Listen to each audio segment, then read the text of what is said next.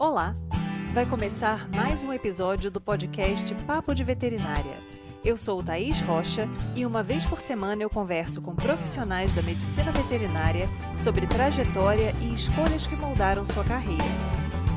Esse episódio foi gravado pela plataforma Zoom em 11 de setembro de 2021 e a entrevista está publicada no canal youtube.com/papo de veterinária.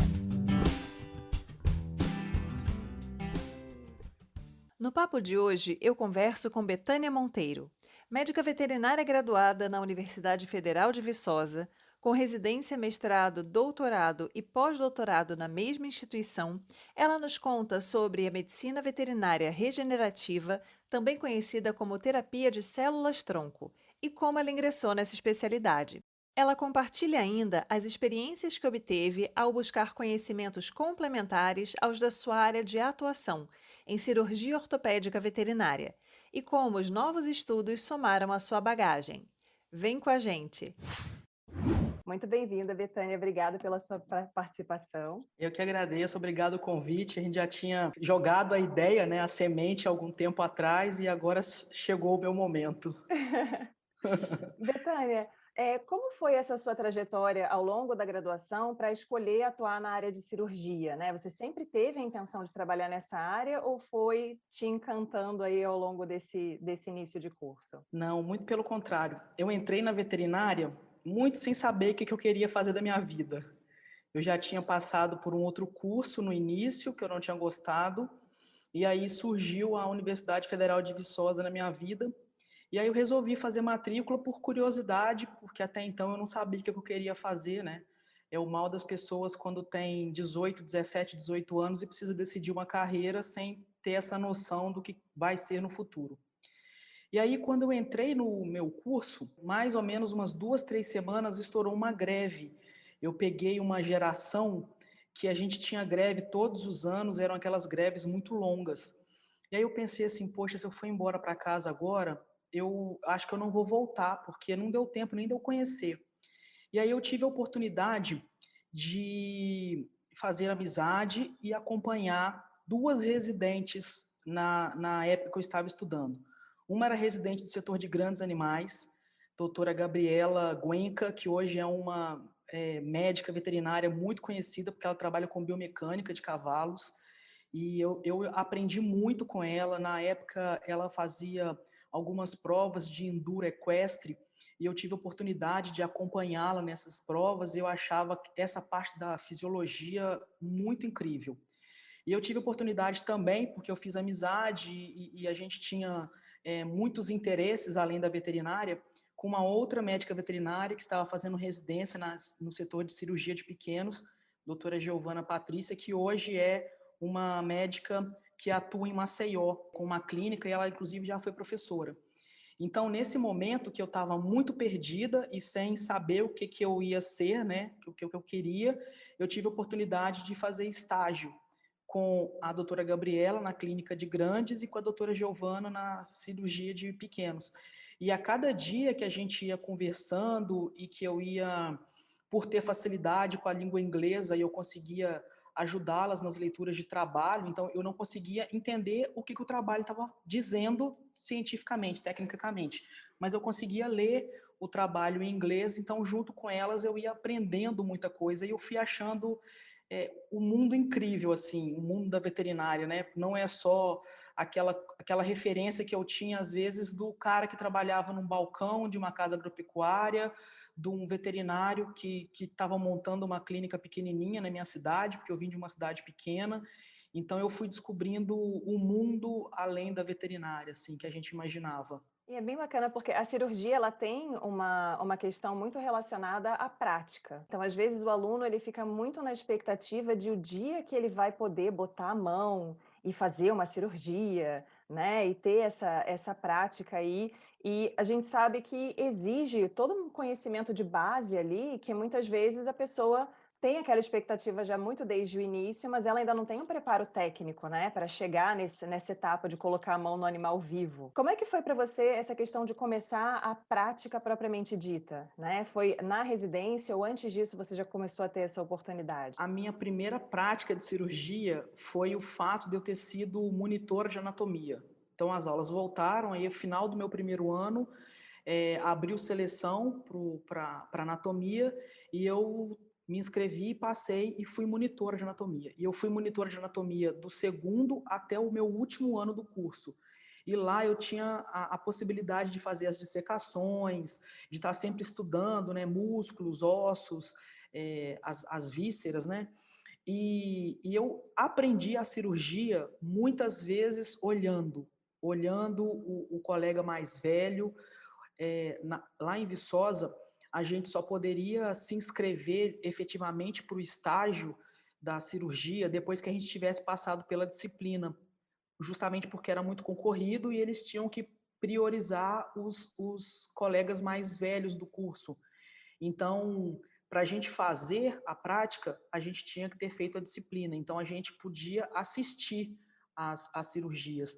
E eu, de fato, eu era a rata do hospital. Então, principalmente aquelas cirurgias fora do horário, que ninguém queria participar, eram as que eu ficava lá para ver e depois para, inclusive, ajudar a organizar o centro cirúrgico para o próximo dia, né? A gente não tinha funcionários como a gente vê hoje, né, na rotina que a gente vive aqui na UVV.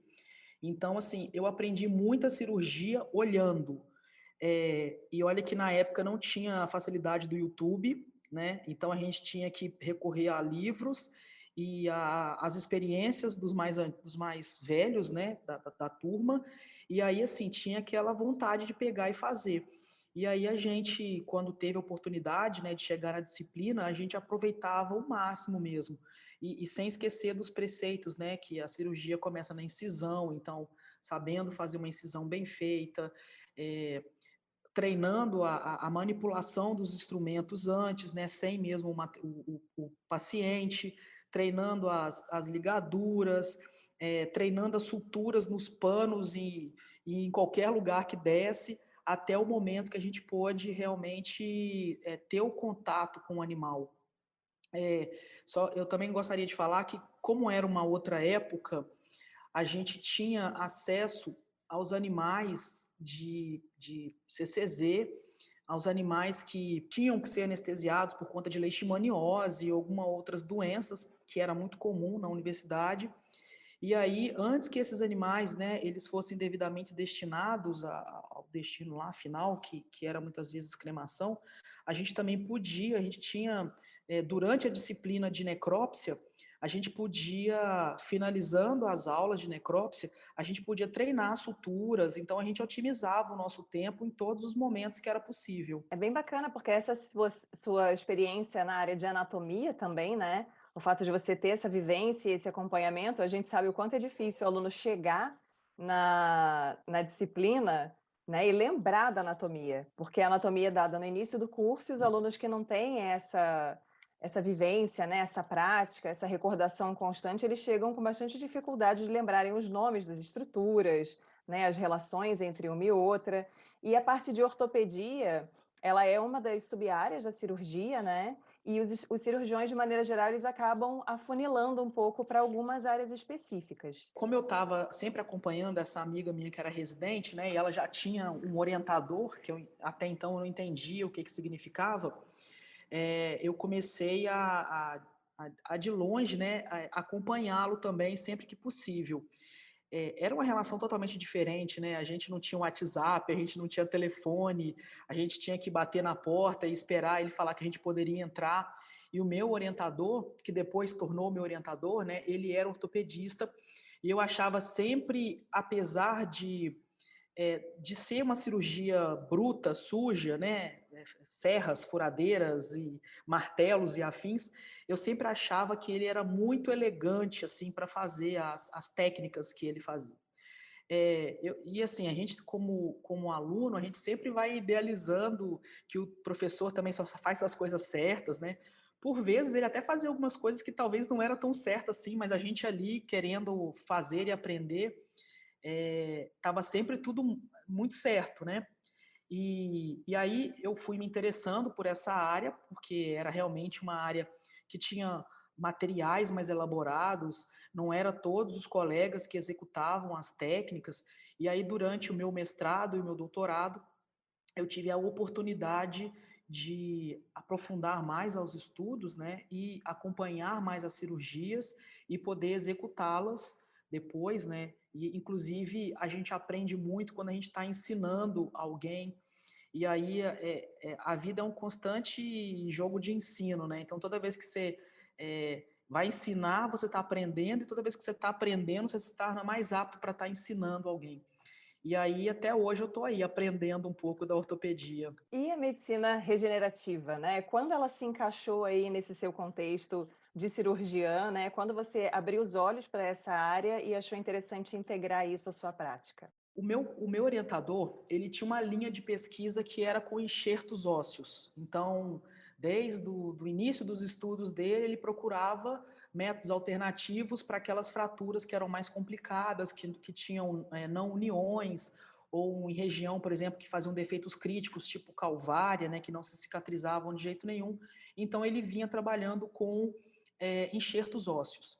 Mas no início dos anos 2000, só ficar nessa parte de fazer enxerto de osso cortical, enxerto de osso esponjoso, já não era um negócio que era uma sensação. Hoje a gente ainda usa isso, incrementa muito as cirurgias, mas para a finalidade de pesquisa, né, isso não era as coisas modernas.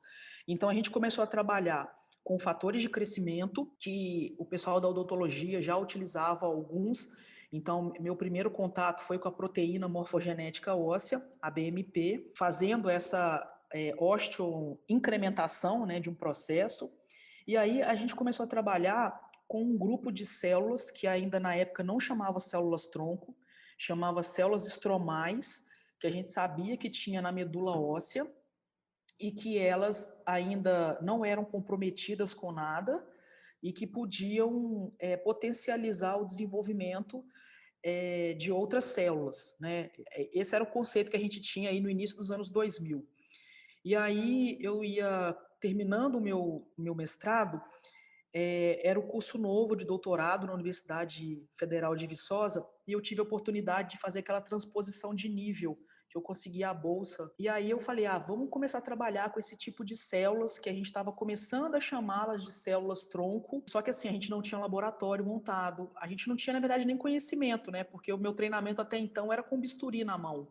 E aí eu precisaria aprender a trabalhar com pipetas, com termocicladores, com uma outra realidade que não é exatamente a da medicina veterinária, né? Muito mais parecida com a realidade dos biólogos. E aí, nesse momento, a vida vai colocando anjos na nossa frente, né? Surgiu uma professora da Universidade Federal do Rio Grande do Sul, uma doutora em biologia, doutora Nancy Nardi, que era a referência das células tronco mesenquimais, e ela se ofereceu meio que após o nosso investimento, né, de cara de pau, professora, eu quero trabalhar com isso e não sei como, e aí ela abriu as portas do laboratório dela, lá no Rio Grande do Sul, e fomos eu e um outro colega que estava fazendo doutorado junto comigo.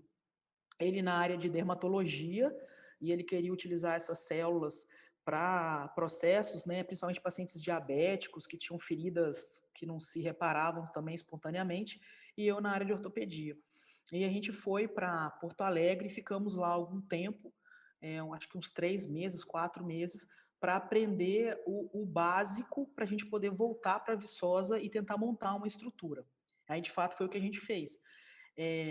Na época a gente tinha disponibilidade de recursos, né, para pesquisa, era uma época muito diferente de hoje em dia, e aí enquanto a gente estava lá fazendo esse treinamento, o meu orientador ficou em Viçosa adquirindo produtos, né, e vendo os locais que a gente poderia inserir um laboratório para poder fazer a cultura das células tronco. E aí foi a partir disso que a gente foi desenvolvendo e foi aprofundando nessa área aí de células e buscando conhecimentos, né?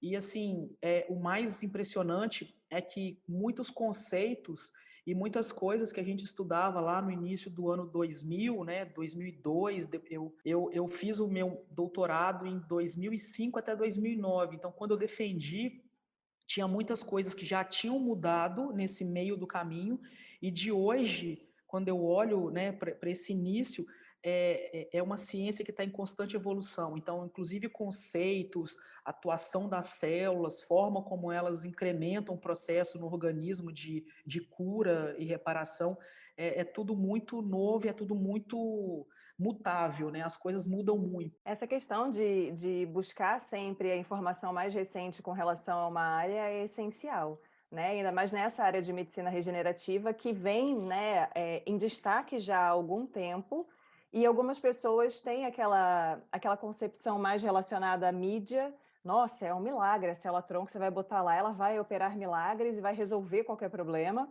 e a gente sabe que na prática não é exatamente assim, né, então a gente precisa realmente ver a questão de até onde, né, o que se conhece hoje consegue avançar e o que é possível ajudar a resolver e o que não.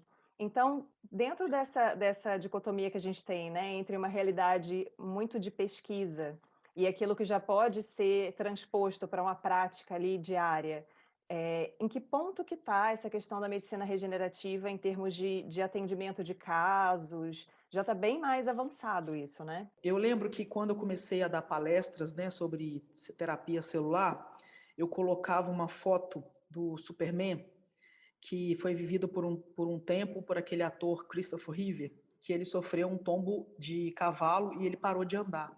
E ele criou uma fundação para pesquisas com células-tronco, porque ele queria muito voltar a andar. E aí, na época, né, 2010, 2011, a gente falava que ele estava gastando o dinheiro dele todo com pesquisa, mas que provavelmente a terapia celular por si só não ia ser capaz de prover para ele essa reintegração total, né, e ele voltar a andar. Então, muitas palestras que eu dei, eu chamava atenção para isso. Ajuda muito nos processos de resolução do organismo, mas ainda não era possível esse retorno total da funcionalidade. E aí o mais engraçado é que a medicina regenerativa, né, a terapia com células-tronco, a terapia com os fatores de crescimento, elas despertaram em mim, associado à ortopedia e à neurocirurgia, elas despertaram em mim uma nova curiosidade, que foi da medicina integrativa, porque a gente começou a perceber que, na prática, mesmo pacientes que tinham lesões medulares, por exemplo, e que só com a cirurgia descompressiva eles não tinham bons resultados, quando a gente começava a reabilitar esse paciente, né, com a fisioterapia, com a acupuntura, com o laser, ozônio e todas as coisas que a gente tem hoje em dia, né, disponível, esse paciente ele voltava a apresentar uma evolução. E aí, assim, a gente fala em andar, né, mas muitas vezes eles não têm tônus fecal, urinário, eles não têm os reflexos de proteção, e aí eles voltavam a apresentar isso. É, e aí, assim, hoje em dia, a gente tem laboratórios credenciados pelo MAPA que comercializam as células-tronco.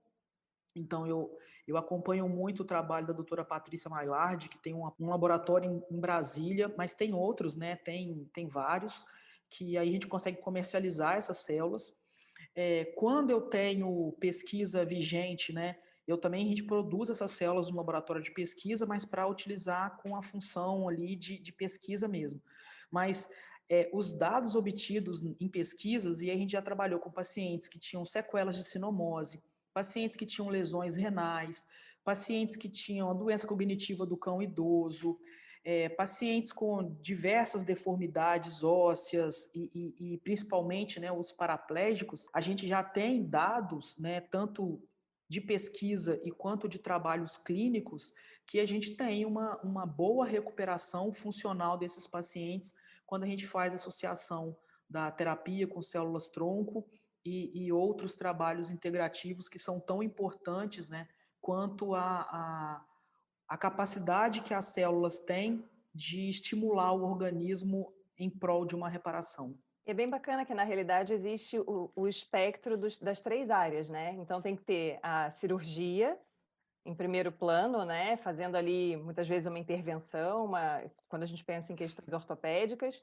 aí a terapia celular e essas terapias integrativas. Essas terapias integrativas também são área de interesse de muitos alunos, né? Muitos deles gostam da área, têm interesse, acham bacana, mas você acredita que dentro da medicina veterinária é interessante que a pessoa tenha uma base mais forte em alguma, digamos assim, disciplina específica antes de trabalhar com terapias integrativas, e aí se tiver particularidade de cada uma delas você pode comentar, ou não, o aluno consegue direcionar mais para essa abordagem e ficar ali unicamente nesse tipo de terapia? A medicina veterinária também tem mudado muito, né? Então, hoje, quando eu comento, por exemplo, que a gente tem uma disciplina de clínica de silvestres aqui na universidade, isso é muito diferente do que quando a gente estudou alguns meses lá atrás, né? Então, eu acredito que talvez, pela importância que a medicina integrativa e regenerativa vem alcançando, talvez isso se torne uma disciplina no futuro, né? Por enquanto, a gente vê essas práticas sendo exploradas mais em um contexto de pós-graduação e, é, e assim cursos, né? E coisas de interesse assim dos próprios alunos. Eu hoje, como ortopedista e trabalhando numa cidade que tem recursos, né? Porque a gente mora numa cidade que eu posso encaminhar meu paciente para um serviço de terapia assistida, que a gente tem profissionais qualificados aqui na Grande Vitória capazes de atender esse paciente. Então, como ortopedista, eu não me vejo hoje trabalhando, né? Fazendo um procedimento cirúrgico num paciente, né, ou ortopédico ou neurológico, e esse paciente não dando continuidade no tratamento, fazendo algumas dessas práticas regenerativas, né, através de aplicações de células, de plasma rico em plaquetas, de fatores de crescimento, ou mesmo fazendo alguma prática de fisioterapia, acupuntura, ozônio, porque o meu serviço ficou muito mais fácil com a associação desses outros profissionais. Então, assim, como a gente ainda tem um curso que é muito generalista, e aí eu tenho que, durante a graduação, é, a gente passa por cadeiras, né, de inspeção, de saúde pública, de grandes animais, de pequenos animais, de animais silvestres. Como a grade é muito ampla, eu acho que cabe o aluno que se identifica mais com a área, ele buscar fazer estágios, ele buscar os cursos, né? Existem os cursos que, mesmo você ainda não sendo formados, é acessível para você fazer. A gente vive uma era, né, que a gente tem as informações sem sair de casa, que são as aulas, que são as lives, os cursos online. Então, eu acho que isso facilita muito para todo mundo que tem vontade de aprender conseguir achar informação na rede, né, na internet. Existem coisas boas que estão aí divulgadas e existem coisas ruins também, então a gente tem que ter um pouco de filtro para poder saber se vai poder absorver ou não as informações. Mas, de forma geral, a gente tem até um excesso de informações aí e que vale a pena é, as pessoas que estão se formando e que ainda não têm saber exatamente o que vai praticar, né, quando finalizar o curso, buscar pelo menos conhecer. Então é a importância do estágio, né? E às vezes não fazer estágio apenas em uma área. Ah, eu gosto só de cirurgia e eu não vou fazer estágio com mais nada. E às vezes você vai conhecendo e encantando por outras áreas.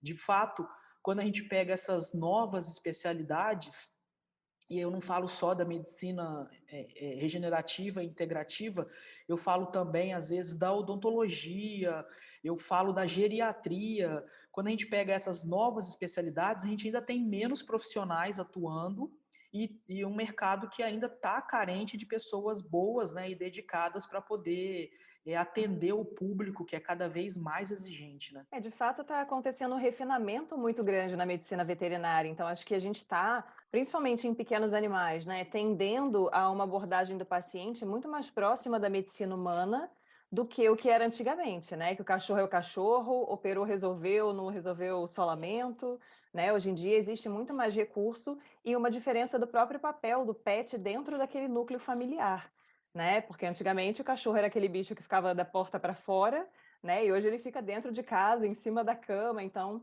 tem aí toda uma mudança de aspecto que é muito importante. Agora você acredita que, dentro dessas modalidades da medicina, regenerativa, né, integrativa, às vezes os alunos têm uma insegurança com relação a como eu vou inserir esse serviço? Como eu vou conseguir me inserir no mercado? Será que eu conseguiria trabalhar nessa área especificamente? Ou eu teria que começar naquela trajetória que é mais comum para as pessoas que trabalham com pequenos animais, né? Plantão, aí depois você vai galgando oportunidades, né, em outras posições, ali, às vezes dentro daquela própria clínica. Como é que está essa questão de mercado hoje em dia? A gente sabe que tem exigência do proprietário, né, que existem pessoas que demandam esse tipo de serviço, mas existe também um tempo até que a pessoa consiga se estabelecer e começar a trabalhar ali propriamente nessa área. Olha, o que eu tenho observado é que as pessoas que essa última turma que formou, né, os alunos que já se identificaram nessa parte de integrativa durante o curso e começaram a investir em treinamentos e inclusive em equipamentos, terminaram o curso, né, iniciaram uma pós-graduação, que eu acho que o principal aqui é você ser qualificado, ou você está em processo de qualificação, porque da mesma forma que a gente não gosta de ser mal atendido por um médico despreparado, o tutor, ele não gosta de jeito nenhum de encontrar um médico veterinário despreparado para atender o seu paciente. Então, estou falando de questões que a pessoa tem que se qualificar para isso. Mas o que eu tenho visto é que as pessoas que se identificaram, já começaram o seu processo de qualificação, e concursos, estágios, adquirindo equipamentos, estudando, e logo acho que a partir do momento que você já tem a defesa de grau, assim, você já pode começar uma pós-graduação, tem algumas pós-graduações que permitem você ingressar já no seu nono período. Então, essas pessoas, elas começaram a já trabalhar nessa área de medicina integrativa, e aí, assim, como é algo que tem despertado e as pessoas têm percebido os benefícios, a gente já tem hospitais que, durante a internação dos pacientes, já fazem no pacote da internação, né, a acupuntura, o ozônio, o laser, o reiki nos animais. Então, assim, a gente já tem hospitais que já têm essa prestação de serviço. A gente tem as pessoas, né, que fazem acupuntura nelas, ou que têm uma vida, eu sou reikiana, eu gosto de homeopatia, então eu vou procurar isso para o meu paciente, então eu quero que ele faça acupuntura, não só como um tratamento, mas como uma prevenção, porque a medicina tradicional chinesa tem muito isso, né, ela até trata os sinais e os sintomas, mas ela também, pelo restabelecimento de equilíbrio, ela faz a prevenção de doenças. Então, existem os tutores que procuram o profissional, até mesmo sem uma indicação prévia, de um outro profissional, e essas pessoas que estão trabalhando, elas estão muito mais independentes, talvez financeiramente, do que aqueles que não gostam de cirurgia, ou eu gosto de clínica, eu vou estudar para fazer uma residência, aí fica nesse período aí de 6 meses até ter as provas, ou eu vou começar a fazer plantões para começar a fazer uma pós-graduação, se a pessoa não tem, às vezes, um investimento para fazer, para montar uma própria estrutura, né? Então, os profissionais que já se qualificaram e que estão em processo de qualificação na área de medicina integrativa, eu acho que eles estão mais inseridos no mercado hoje do que simplesmente aqueles que ainda estão no geral, né? Ou é clínica ou é cirurgia. Mas existe uma particularidade desse mercado, provavelmente também, que ele está mais acessível, né, ele está mais presente em centros maiores, né? Então, as cidades menores, né, com populações menores, talvez a pessoa, não sei, fazer um serviço de volante, né, e ali em municípios um pouco mais distantes para poder levar esse tipo de serviço aos animais, ou, né, as pessoas virem de outros municípios para o atendimento nesses hospitais. Então, na rotina de vocês, tem essa questão de pessoas que vêm de municípios mais distantes para fazerem esse acompanhamento? Tem, mesmo nas menor então, a gente aqui tem a facilidade que a gente tem vários profissionais muito bons, né. As pessoas do interior, às vezes, elas não têm tanta facilidade assim. Então, a gente ou eles têm que vir para atrás do serviço, e a gente tem também profissionais trabalhando como volante, né. A grande verdade é que as pessoas, eu acho que gostam, né, dos grandes centros e não querem sair para cidades menores, talvez com receio da remuneração. Eu acho assim, quando você começa a oferecer o serviço, aparece as pessoas interessadas. Então, imagina, um tempo atrás falar: "Vou fazer terapia com células-tronco num cachorro, vou montar um laboratório que demanda muito dinheiro, porque os equipamentos são caros, vou passar por todo o processo de reconhecimento e de legalização do produto que eu estou vendendo, e será que não vai ter retorno?" E aí, quando você começa a ver, as pessoas às vezes vão lá no Google, digita lá, né, no Google, e aí eles já vêm te procurando, porque sabe que você trabalha com aquilo e que se você presta serviço, eles vão atrás. E assim eu percebo hoje com a medicina regenerativa e integrativa.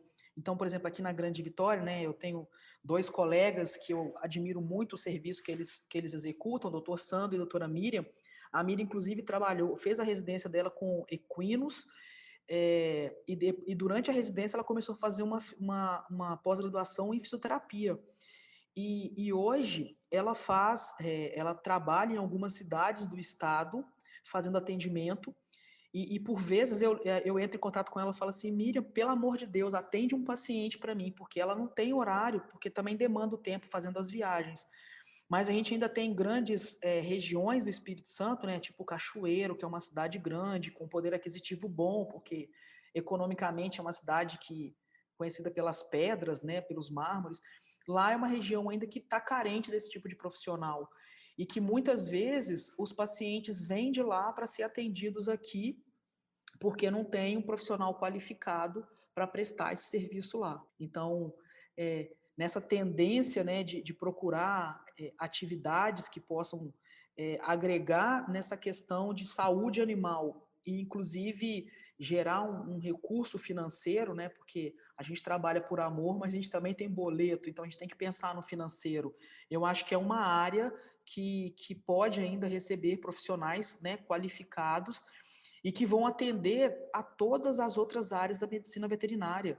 Então, a ortopedista precisa de um terapeuta integrativo, o paciente que tem um problema renal precisa de um terapeuta integrativo. Então, assim, todas as outras áreas, a partir do momento que você é um profissional qualificado e que as pessoas conhecem a atividade que você está executando, essas indicações começam a surgir. E para grandes animais a gente também puxa, né? Para equinos a gente está sempre conversando com o pessoal que trabalha nessas áreas. Às vezes não tem uma pessoa que trabalha especificamente com equinos, dependendo do mercado daquela região, mas as pessoas que trabalham com pequenos muitas vezes fazem atendimento em equinos também, né? Trazendo um pouco dessas especialidades para tratarem os pacientes, né? Nossa, equinos, para mim, é uma das espécies que melhor responde a essas terapias.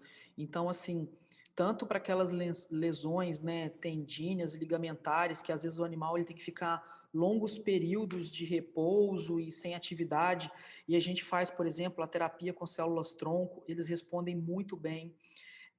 A acupuntura parece que faz mágica, assim, às vezes não é muito comum com uma sessão o paciente já ter uma evolução muito grande, né? Mas eles respondem muito bem, às vezes, com uma sessão só. As técnicas, né, de fisioterapia, como liberação miofascial, o equino, ele é surpreendentemente, então, assim, para grandes animais, parece que o cavalo, né, os equinos de forma geral, eles respondem muito bem. Assim, a gente não tem a mesmo retorno, às vezes, com os bovinos, né, porque não geraram a demanda ainda para o atendimento igual o equino, mas também porque tem a relação com o equino, né, tanto para esporte quanto para lazer, né, é parecida um pouco com o pet.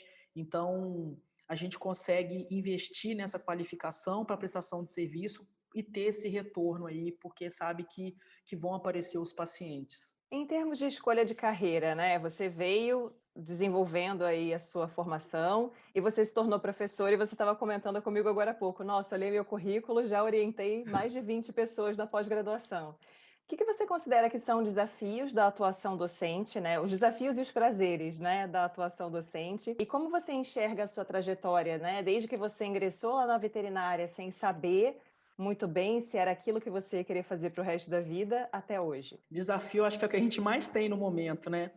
Ter se tornado professor na pandemia foi um grande desafio, porque a gente estava muito acostumado com a relação com o aluno ali na sala de aula, na proximidade, e de repente a gente teve que aprender uma nova forma de acessar os alunos e conseguir transmitir uma informação que a pessoa não está na sua frente, não está te olhando e você não está vendo a cara se ela está conseguindo captar. Então, um grande desafio é esse, de ser professor nesse momento que foi tão crítico.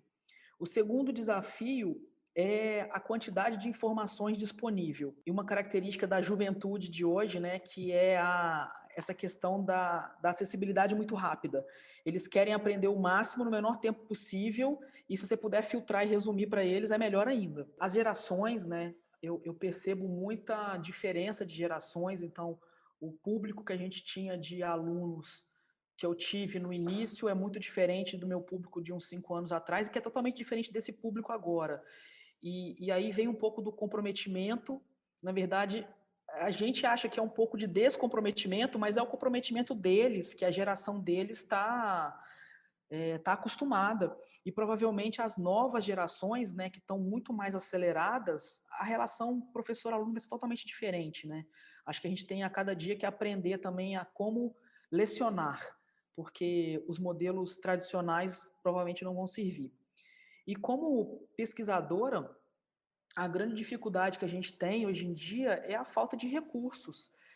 Infelizmente, a gente vem de gestões, né, administrativas nacionais que não priorizaram a educação e que não priorizam a educação.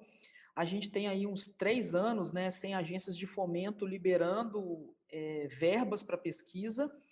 Por outro lado, a gente tem as revistas de publicação dos dados cada vez mais exigente.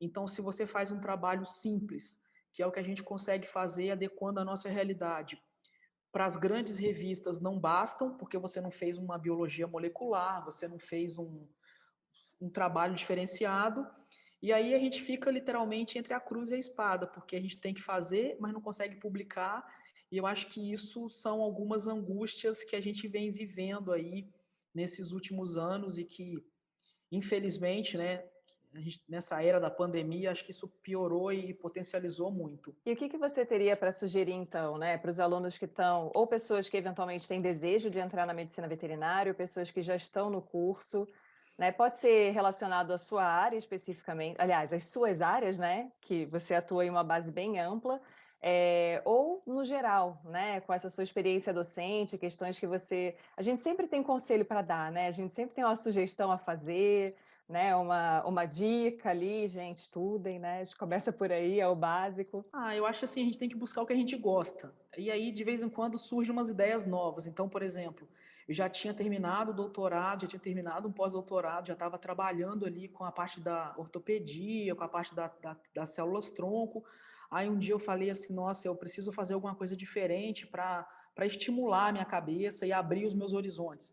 Não só na área da veterinária, às vezes a gente começa a fazer cursos de outras áreas, mas que a gente consegue a gente aprende alguma coisa e pode incrementar a nossa rotina. E aí eu resolvi fazer uma pós-graduação em acupuntura. Eu até achei que eu fosse fazer algo para distrair a minha cabeça, e quando eu cheguei lá eu descobri que era um negócio muito mais complexo do que ficar distribuindo agulhas ao longo do corpo de um paciente. Então, eu passei 2 anos, né, por uma pós-graduação, inclusive conhecendo pessoas diferentes, pessoas de áreas diferentes, não só da medicina veterinária, mas eu convivi com fisioterapeutas, eu convivi com médicos, e a gente vai trocando experiências. Agora, recentemente, eu voltei a fazer uns cursos na área de ortopedia, porque o que eu aprendi lá nos anos 2000 já não serve para agora. Então, nesses cursos, a gente também se relaciona com professores de outras instituições, com alunos recém-formados que vêm cheio de expectativas, né, de como vai ser a vida profissional. Então, e cada vez que a gente vai renovando os conhecimentos e conhecendo outras pessoas da área, vai surgindo novos sonhos, novas vontades, novas ideias. Então, assim, eu acho que essa vontade de aprender, a gente tem hoje em dia, né, que aprender, eu quero mexer no Canvas. Esses dias eu fui dar uma aula no PowerPoint, aí eu pedi os alunos para fazerem um seminário. E aí eles vieram com umas apresentações todas bonitas, né? Falei, gente, que fundo de PowerPoint é esse? Aí os alunos, nossa, professora, que coisa antiga, a gente montou a apresentação no Canvas. Falei, nossa, eu nem sabia que o Canvas serviria para isso, né? Aí eu fui lá e comprei um curso do Canvas na internet para eu poder fazer apresentações mais dinâmicas, porque é isso que eles querem agora, né? Então a gente está sempre aí aprendendo e tudo que a gente aprende, eu acho que de alguma forma dá para a gente agregar novas informações e distribuindo essas informações. Então acho que o principal é essa vontade de estar sempre aprendendo. Quando a gente trabalha com a área da saúde, a gente tem uma evolução que é muito rápida, né? Então, mais uma vez, né, pensando na pandemia, todo mundo falou assim, nossa, como que saiu rápido a vacina para o Covid? Realmente, de um ano, né, por mais que muitas pessoas tenham morrido, mas essa vacina começou, gente, há muito tempo atrás, e tudo que os pesquisadores foram fazendo ao longo aí de 100 anos, serviu agora para potencializar essa vacina ficar pronta tão rápida, né? Então, as coisas mudam muito rápido, acontecem muito rápido, e a gente tem que estar sempre com essa vontade de aprender para poder prestar o melhor serviço para o nosso paciente, porque ele merece. Às vezes os tutores são muito chatos, mas os pacientes são muito legais, então eles merecem. Com certeza. Os pacientes sempre em primeiro lugar, né? Betânia, muito obrigada por trazer um pouquinho da sua história para a gente, por compartilhar aí do seu conhecimento, da sua trajetória. Queria te agradecer por se dispor em um sábado, né, a estar aqui com a gente, contando um pouquinho aí de como foi esse seu desenvolvimento profissional. Eu queria agradecer muito o convite e falar que não tem problema ser sábado. Sábado geralmente é o dia que a gente tem para fazer essas coisas e que é sempre o que a gente faz com prazer, né? A gente nem vê o tempo passando. Este foi o Papo de Veterinária. Obrigada por ficar conosco até aqui. E não esqueça de compartilhar com seus colegas que também gostariam de saber mais sobre a profissão. Toda quarta-feira temos vídeos novos no youtube.com/papo de veterinária. E às segundas-feiras estarei aqui com vocês para mais um episódio. Até lá!